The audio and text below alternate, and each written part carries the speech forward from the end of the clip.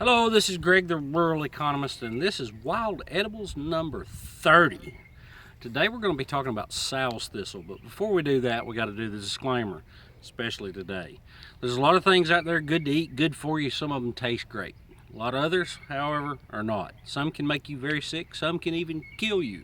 So before you eat a plant, if you're not 100% certain what it is, don't eat it until after you've consulted with a local expert.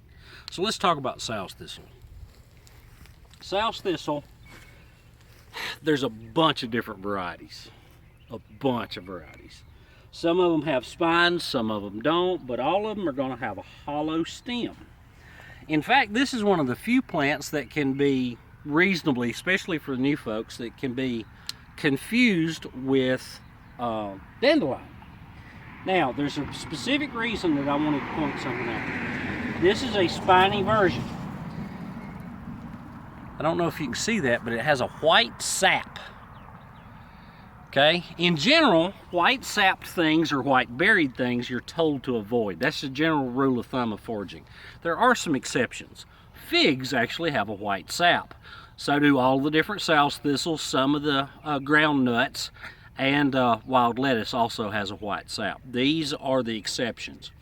Now, so before you do that, make sure you're absolutely certain what it is.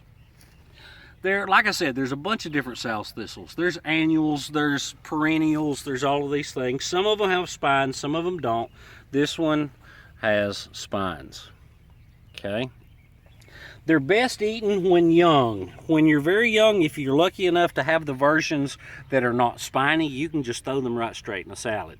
If you have the versions that are spiny, then you actually have to trim off all the spines, and for a lot of people that makes it not worth their time. But you can cook it as a pot herb. Now, as they grow older, they do become bitter. The bitterness actually comes from the white sap. As you can see, it creates a seed head just like a dandelion, and this one isn't fully mature.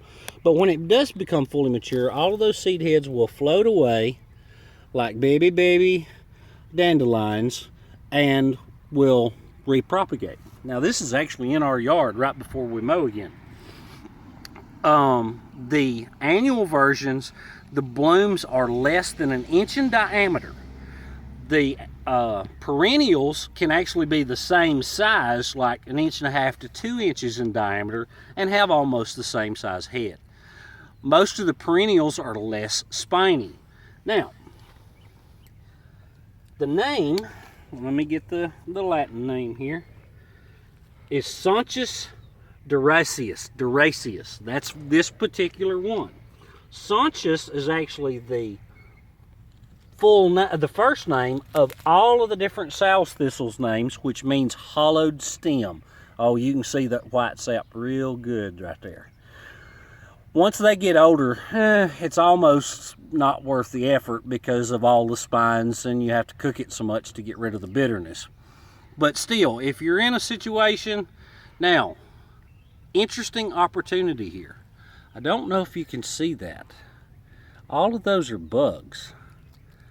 Those are aphids, which are sucking the juice out of this plant. There are a lot of people that will actually intentionally plant Sows thistles around the outside of their garden to be able to draw away the aphids from their more prized plants.